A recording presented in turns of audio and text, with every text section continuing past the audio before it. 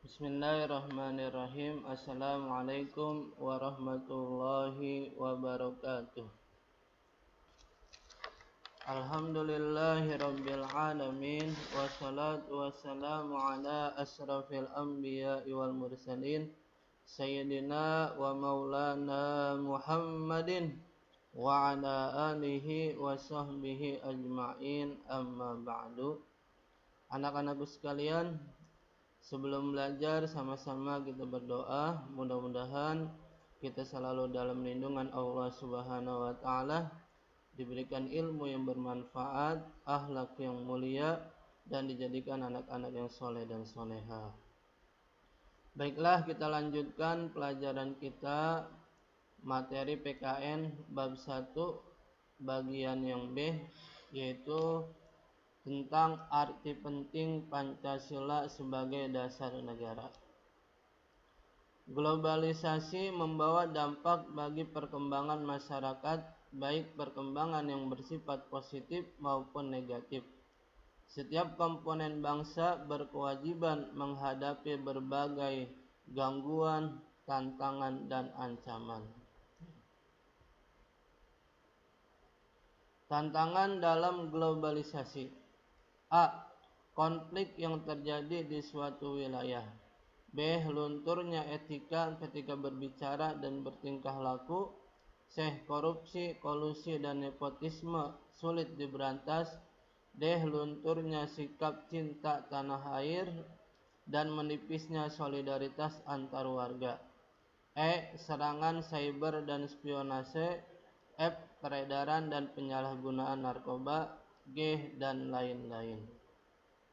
Jadi dalam era globalisasi, manusia menembus batas ruang, jarak, dan waktu. Nah, karena sudah tidak ada pembatas lagi antara jarak, ruang, dan waktu, maka globalisasi ini akan memberikan dampak, baik dampak positif dan tidak sedikit memberikan dampak negatif bagi masyarakat yang ada di suatu negara. Nah, dampak negatif atau yang berupa tantangan dalam globalisasi yang sering muncul di negara kita, yaitu negara Indonesia, diantaranya terjadi konflik di berbagai macam wilayah. Ya. Misalnya gara-gara banyak pendatang ke suatu wilayah, akhirnya tidak mengetahui adat istiadat yang ada di wilayah tersebut, sehingga banyak terjadi gesekan-gesekan, akhirnya menimbulkan konflik. Contohnya yang pernah terjadi yaitu konflik antara suku Madura dengan suku Dayak. Tidak sedikit korban jiwa yang melayang pada konflik tersebut. Kedua, lunturnya etika ketika berbicara dan bertingkah laku. Ini pun tidak sedikit.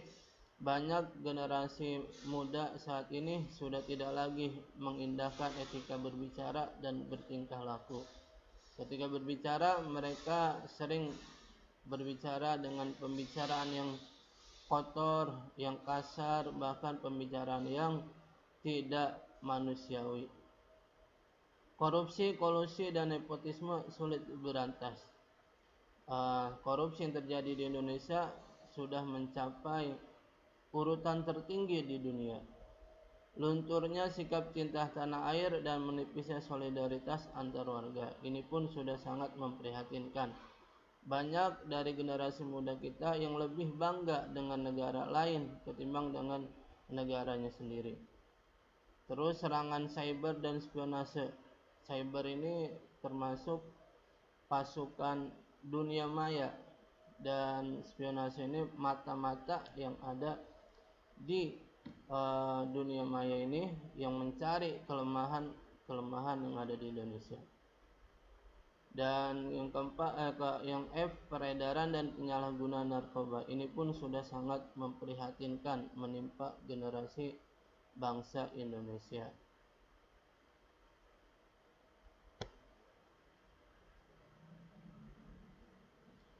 Arti penting Pancasila sebagai dasar dan pandangan hidup dalam menghadapi globalisasi. 1. Membentuk identitas atau jati diri bangsa. 2. Mengatasi berbagai pertentangan dan ketegangan sosial. 3. Memberikan arah tujuan sekaligus menjadi pendorong dalam upaya pencapaian tujuan bangsa. 4. Pedoman untuk memecahkan berbagai masalah berbangsa dan bernegara. 5. Sarana pemersatu bangsa dan negara. Ya, jadi arti penting Pancasila sebagai dasar dan pandangan hidup bangsa, diharapkan Pancasila akan mampu menjawab berbagai macam tantangan yang terjadi di era globalisasi ini. Nilai-nilai Pancasila sebagai pandangan hidup. Pancasila yang telah diterima dan ditetapkan sebagai dasar negara tercantum dalam pembukaan Undang-Undang Dasar 1945 adalah jiwa seluruh rakyat Indonesia yang memuat nilai-nilai luhur yang harus diwujudkan dalam kehidupan sehari-hari. Dengan demikian, Pancasila sebagai jiwa rakyat Indonesia dapat dilihat dan dirasakan. 1. Nilai ketuhanan yang Maha Esa.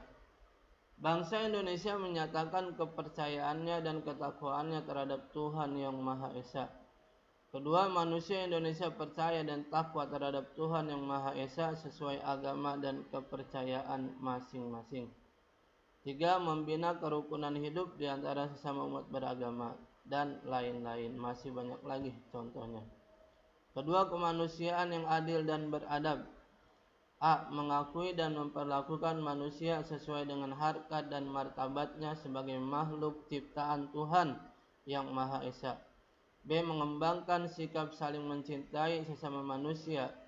C. Menjunjung tinggi nilai-nilai kemanusiaan dan lain-lain. 3. Persatuan Indonesia. A. Sanggup dan rela berkorban untuk kepentingan negara dan bangsa apabila diperlukan. B. Mampu menempatkan persatuan dan kesatuan bangsa di atas kepentingan pribadi dan golongan. C. Memajukan pergaulan demi persatuan dan kesatuan bangsa. Jadi nilai-nilai dari persatuan Indonesia diantaranya kita harus sanggup dan rela apabila suatu saat nanti negara kita diserang oleh negara lain, maka kita harus mau maju ke depan, rela berkorban jiwa dan raga demi membela bangsa Indonesia. Ya, yang kedua, mampu menempatkan persatuan dan kesatuan bangsa di atas kepentingan pribadi dan golongan. Jadi kita harus lebih mengutamakan kepentingan bangsa daripada kepentingan pribadi.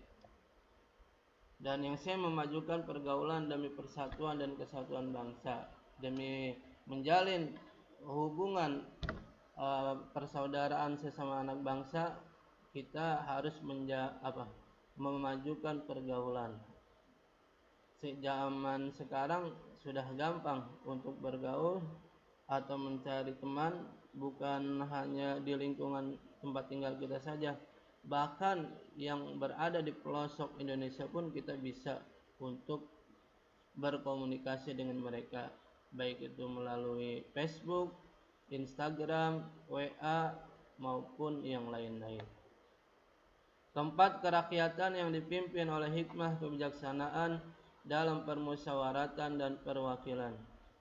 Nilai-nilainya diantaranya tidak boleh memaksakan kehendak kepada orang lain, mengutamakan musyawarah dalam mengambil keputusan untuk kepentingan bersama, menghormati dan menjunjung tinggi setiap keputusan yang dicapai dari hasil musyawarah, dan lain-lain. Kelima, keadilan sosial bagi seluruh rakyat Indonesia. Nilai-nilainya diantaranya mengembangkan perbuatan yang luhur dan mencerminkan sikap dan suasana kekeluargaan dan gotong royong, mengembangkan sikap adil terhadap sesama, suka memberi pertolongan kepada orang lain agar dapat berdiri sendiri, dan lain-lain. Ya. Jadi ini merupakan nilai-nilai keadilan sosial bagi seluruh rakyat Indonesia.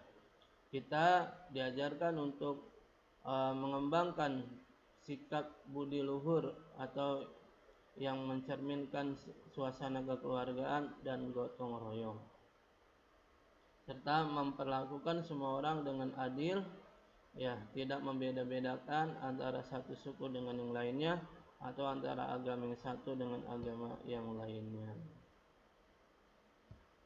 Mungkin hanya ini saja yang dapat Mister sampaikan. Kurang lebihnya Mister mohon maaf. Kita tutup saja dengan pembacaan doa kafaratul majlis. Billahi taufiq wal hidayah. Wassalamualaikum. Subhanakallahumma bihamdika asyhadu an la ilaha illa anta astaghfiruka wa atubu ilaik. Billahi taufiq wal hidayah. Wassalamualaikum warahmatullahi wabarakatuh.